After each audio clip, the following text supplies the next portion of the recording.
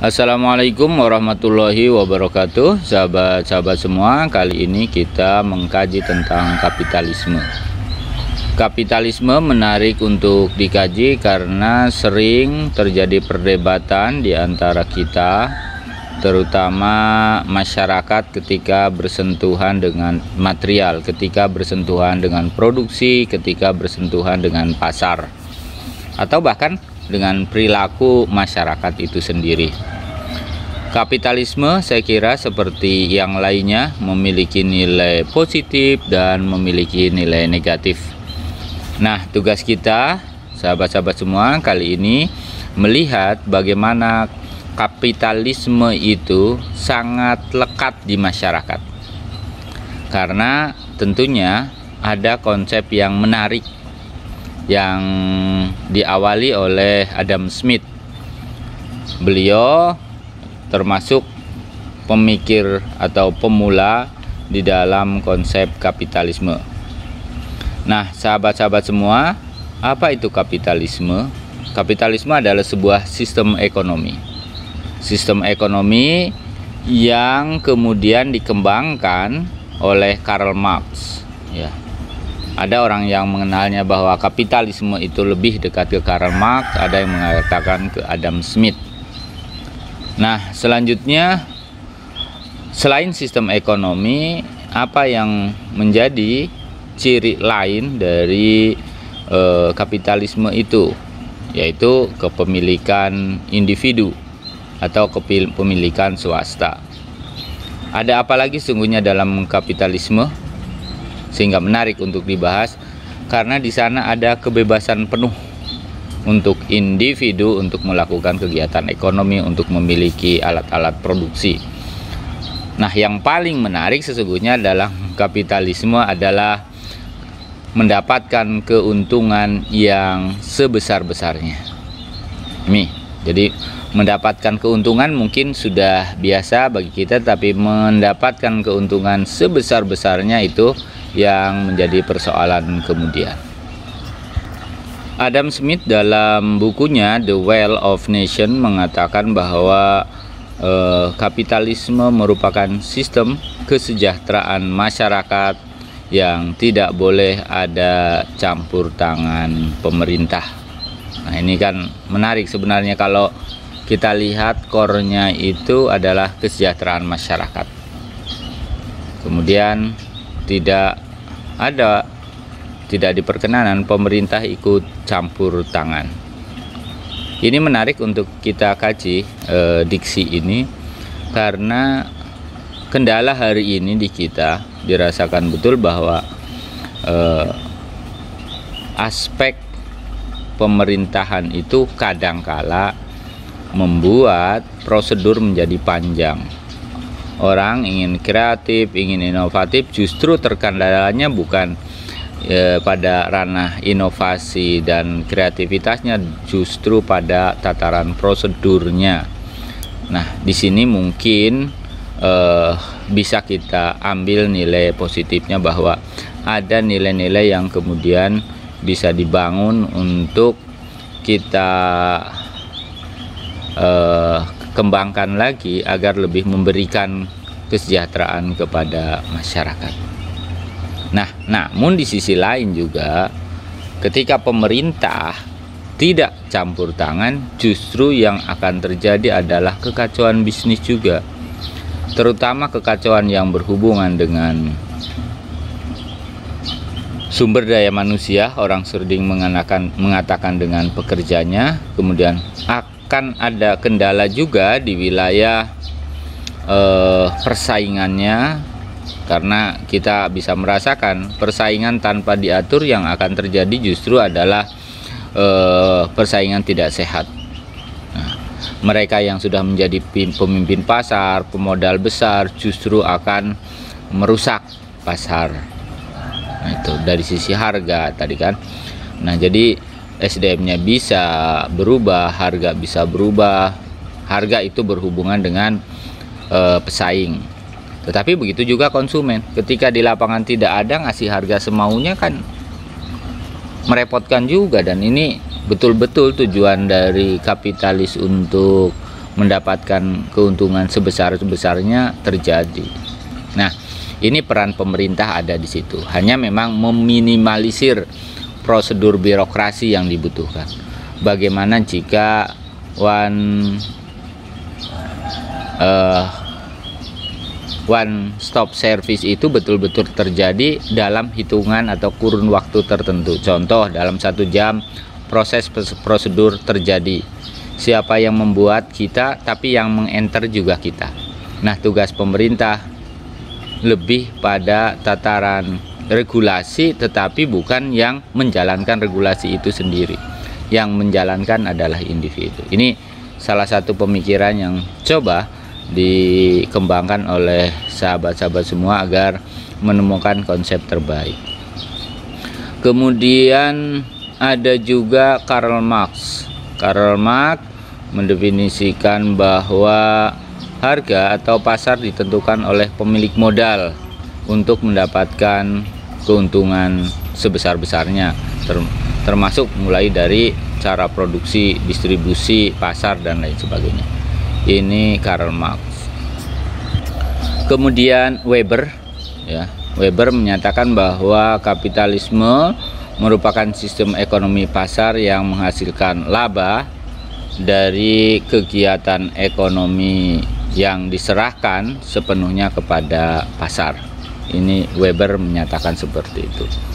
Nah, itu beberapa definisi yang kita lihat, kita dalami masing-masing para pemikir tentang kapitalisme itu ternyata ada sisi-sisi yang menjadi tekanan. Kemudian sesungguhnya dari bahasa apa itu kapitalisme? Kapitalisme itu berasal dari bahasa Latin yang artinya caput atau kepala, bisa bermakna dana juga, bisa bermakna barang uang yang kemudian di akhir menjadi kapital produksi. Nah, itu tentang makna bahasanya dari bahasa Latin. Secara ringkas dapat disampaikan bahwa sistem ekonomi kapitalis merupakan sebuah sistem ekonomi atau organisasi ekonomi yang memiliki ciri hak individu atas produksi, distribusi, dan pemanfaatannya sebesar-besarnya untuk mendapatkan keuntungan yang sebesar-besarnya pula. Orang sering mengatakan dengan modal sedikit keuntungan sebesar-besarnya. Nah, sahabat-sahabat semua, bukunya Adam Smith tentang The Wealth of Nation menerangkan beberapa pilar kapitalisme. Antara lain adalah laissez-faire dan prinsip the invisible hand. Ini menjadi pijakan, nanti akan saya sampaikan beberapa prinsip-prinsip lainnya. Secara umum pilar-pilar ekonomi kapitalis antara lain adalah satu, laissez-faire, yakni individualisme ekonomi. Dalam hal ini bahwa tidak ada intervensi pemerintah yang akan menghalangi atau mengurangi laju kebebasan individu, aktivitas individu tertentu dalam berbisnis. Jadi tidak ada kewenangan pemerintah untuk mendorong atau untuk menghalangi intervensi. Jadi betul-betul individu menjadi kekuatan ekonomi untuk kreatif, untuk inovatif. Itu yang pertama. Yang kedua, free market competition, yakni adanya persaingan dan pasar bebas. Nah, ini yang kita lihat, pasar bebas akan memberikan persaingan murni yang terjadi antar para pengusaha. Persaingan terjadi antara penjual barang-barang yang sama untuk menarik pembeli, untuk memberikan kebutuhan individu yang diinginkan oleh konsumen. Di sisi lain juga para pekerja memperoleh pekerjaannya, para konsumen memperoleh barang-barangnya di pasar bebas sempurna ini. Harga sangat ditentukan oleh permintaan dan penawaran. Nah, yang terjadi karena di pasar ada pilihan banyak barang, ada pilihan banyak harga, jadi konsumen dapat memilih barang yang sesuai dengan keinginannya. Yang selanjutnya adalah private property, bahwa kekayaan merupakan hak seseorang terlepas dari peran serta negara. Individu menjamin setiap orang memiliki hak untuk kreatif, inovatif, mengembangkan barang, jasa, produksinya sesuai dengan yang diinginkannya. Nah, hal ini mempengaruhi produksi, mempengaruhi distribusi, mempengaruhi kekayaan seseorang. Jadi seseorang itu bisa jadi akan kaya raya, jadi yang kaya makin kaya, yang miskin makin miskin, merupakan salah satu dampak dari private property ini. Karena apa? Hasil kekayaannya itu juga nanti yang akan diberikan kepada ahli warisnya. Jadi mereka yang kaya akan terus tetap lebih kaya lagi. Peninggalannya akan berlanjut kepada keturunan-keturunannya tanpa batas-batas. Nah, ini konsekuensi dari sistem kapitalis yang akan lebih banyak memproduk orang yang kaya makin kaya. Karena sifat dari sistem ekonomi kapitalis yang private property ini. Nah, selanjutnya yang keempat adalah the invisible hand. Artinya apa? Artinya bahwa setiap individu dalam sebuah masyarakat kapitalis dimotivasi oleh kekuatan ekonomi sehingga ia akan bertindak sedemikian rupa untuk mencapai kepuasan terbesar dengan mengorbankan atau biaya yang sekecil-kecilnya. Itu beberapa pilar yang kemudian menggambarkan kepada kita, minimal membantu kita untuk bisa memahami apa itu kapitalisme. Agar kita tidak terjebak dalam narasi-narasi provokatif, kajian-kajian yang sepihak, mari kita lihat nilai negatif dan nilai positif dari sebuah sistem ekonomi kapitalis. Nah, sahabat-sahabat semua, sistem ekonomi kapitalisme itu memiliki nilai-nilai positif, antara lain mampu memotivasi orang untuk lebih kreatif dan inovatif. Kenapa bisa begitu? Karena orang itu akan terbawa kepada hope bahwa jika kita melakukan sesuatu, maka sesuatu tersebut akan menjadi milik individu kita sendiri. Nah, sahabat-sahabat semua, kemudian juga bisa membangkitkan kerja keras, karena hasilnya juga untuk sendiri. Kalau tahu hasilnya untuk sendiri, dalam jiwa seseorang biasanya dia akan lebih semangat. Kemudian ketika berbicara tentang aset, juga tentang aset bisnis pribadi dari sisi produksi, distribusi dan lain sebagainya, orang akan lebih mencari nilai-nilai efisiennya.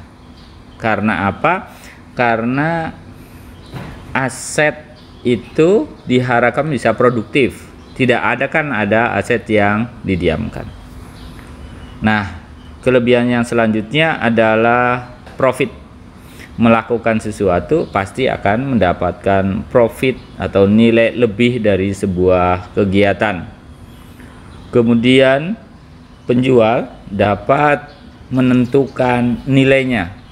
Nah, kenapa ini juga menjadi sisi kelebihan? Kita tahu petani itu bertani, dia punya barang, tetapi yang menentukan harga orang lain. Itu kan kasihan juga kan para petani itu. Padahal biasanya orang punya barang, dia yang menentukan nilai barangnya itu. Kemudian kelebihannya juga dari sistem ekonomi kapitalis adalah karena tidak adanya intervensi pemerintah, atau yang lebih modernnya hari ini diperkecil peran pemerintahnya, maka biaya akan menjadi lebih murah. Prosedur akan secara matic langsung berjalan karena tadi nilai kelebihan yang di awal dari sifat individunya itu mendorong seseorang untuk langsung membawanya ke pasar. Nah, kalau hari ini memang banyak prosedur yang harus dipenuhi, perizinan dari birokrasi A, B, C, D, E, F gitu kan, banyak sekali, bahkan ditambah lagi dengan prosedur kehalalan gitu kan, jadi tambah lagi, mungkin suatu saat nanti akan bertambah lagi. Itu nilai positif ya, nilai positifnya ketika tidak ada intervensi pemerintah, semuanya menjadi serba sederhana, serba cepat. Dari sisi nilai positifnya, sahabat-sahabat semua, nilai positif ini bisa ditransfer ke individu. Namun di sisi lain kita juga harus bisa melihat apa itu nilai lemahnya, apa kelemahannya dari sistem ekonomi kapitalis. Antara lain kelemahan dari sistem ekonomi kapitalis adalah sifat individualistisnya yang terlalu tinggi sehingga kadang merugikan atau lebih sering merugikan SDM yang ada, tenaga gitu kan. Begitu juga karena ingin mendapatkan keuntungan yang sebesar-besarnya, akhirnya merugikan konsumen, atau bahkan keduanya, merugikan SDM atau karyawannya dan merugikan konsumennya. Dengan harga yang sebesar-besarnya, kelemahannya otomatis yang kaya makin kaya, yang miskin makin miskin. Dampaknya adalah bagaimana kekayaan karyawan, kekayaan SDM itu menjadi sangat terbatas, karena mereka juga SDM berarti dianggapnya sebagai mesin penggerak dan mereka tidak punya investasi di dalam perusahaan tersebut. Jadi kekayaannya juga tidak ada penyebaran gitu kan, kekayaan hanya pada orang-orang tertentu. Nah, bisa jadi kita tidak merasakan bahwa kita juga pengikut aliran kapitalisme jika tadi ada dalam diri kita hanya untuk memperkaya diri sendiri, kemudian menomorduakan SDM, mengesampingkan konsumen. Berarti sikap kita adalah sikap yang ada di dalam ciri-ciri sistem kapitalisme. Nah, sistem ekonomi kapitalisme. Nah, sahabat-sahabat semua, berarti bagaimana kita mencoba untuk menggali kelemahan ini untuk kita tata kembali. Nah, berarti dari profit yang sebesar-besarnya menjadi profit yang seimbang. Seimbang untuk apa? Seimbang dari selisih antara harga dan barang. Berarti perusahaan diuntungkan, konsumen juga diuntungkan, SDM juga diuntungkan. Tuh, untuk mengelola kelemahan dari sistem kapitalisme ini. Nah, selanjutnya, kelemahan selanjutnya adalah perusahaan atau pengusaha itu bisa semena-mena, bisa semau gue terhadap SDM, begitu juga terhadap pesaing, begitu juga dengan konsumen. Karena merasa dirinya itu yang memproduk, maka sikap seorang pengusaha akan membuat struktur dia berada di puncak, tidak membuat seimbang, ya. Posisinya tidak membuat seimbang antara pengusaha dengan tenaga kerja, dengan pesaing, dengan konsumen. Nah, ini sisi lemah dari sistem kapitalisme ini. Kemudian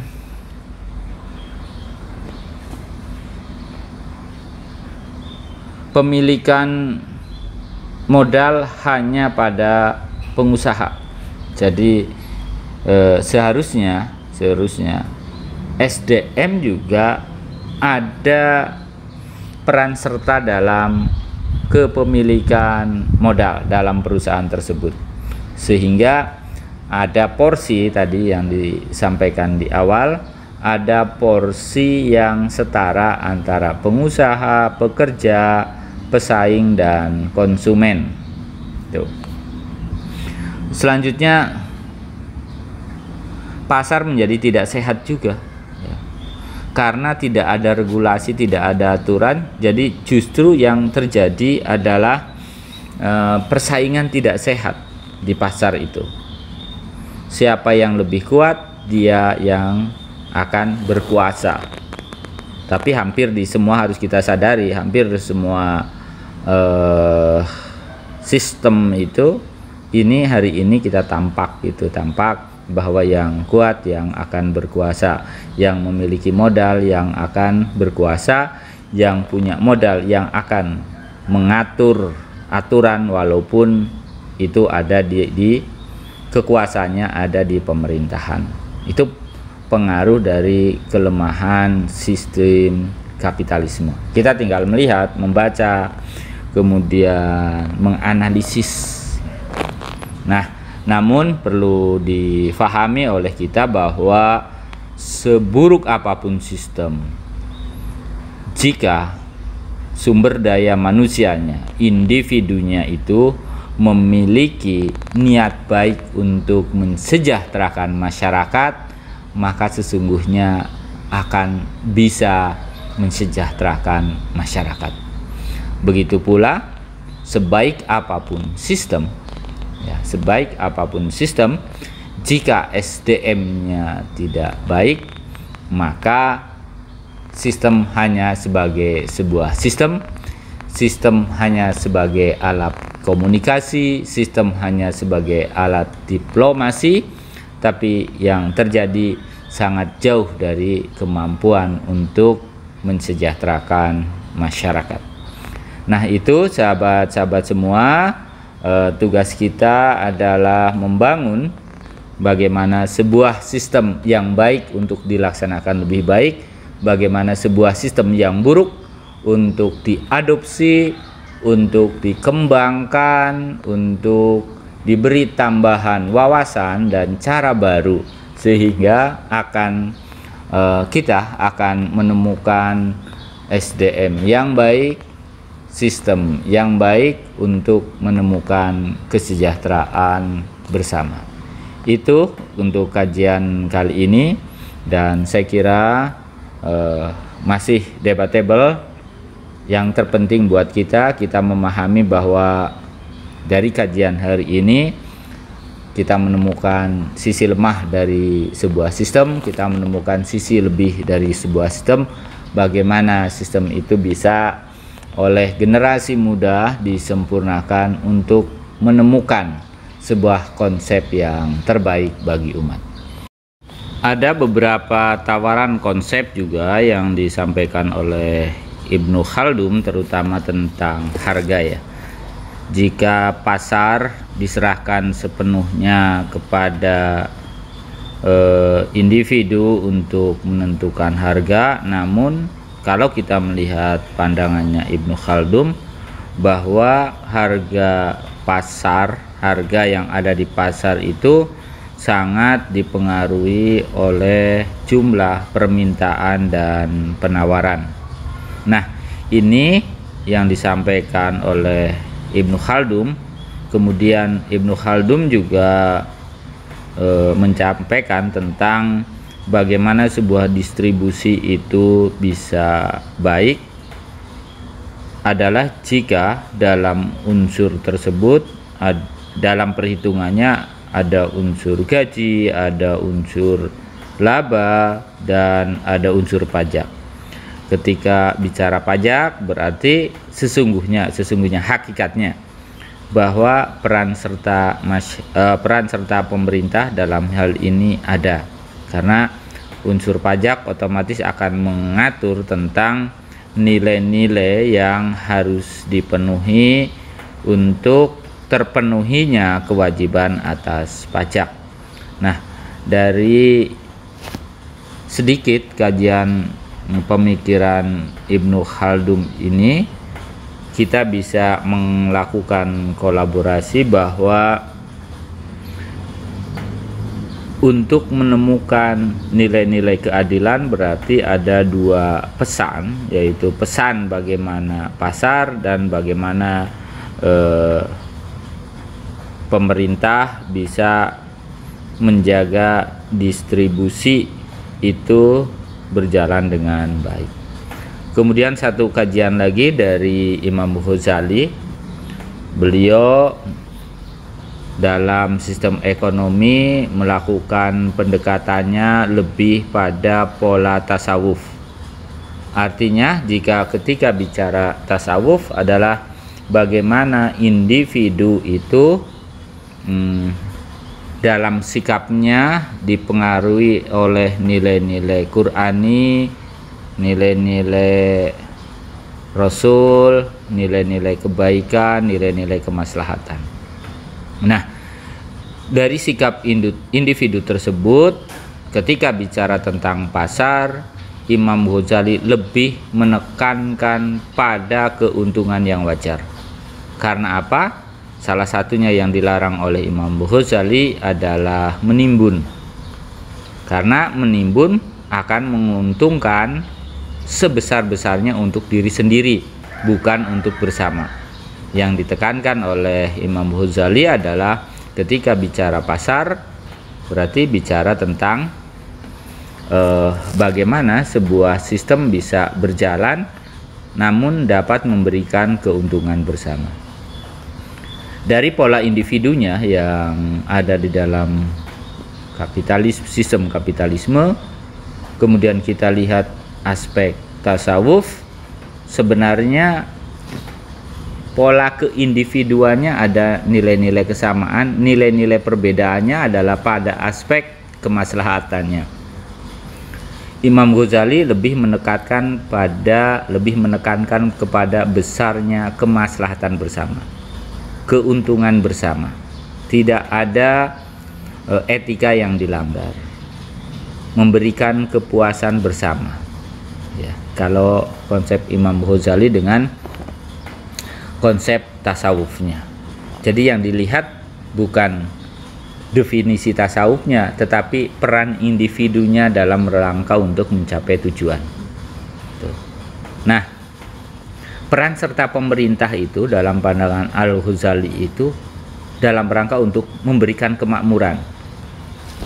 Jadi kalau ada peran serta pemerintah justru menghalangi kemakmuran, mengurangi kemakmuran dalam aktivitas ekonomi di pasar itu, maka sesungguhnya itu yang tidak dikehendaki.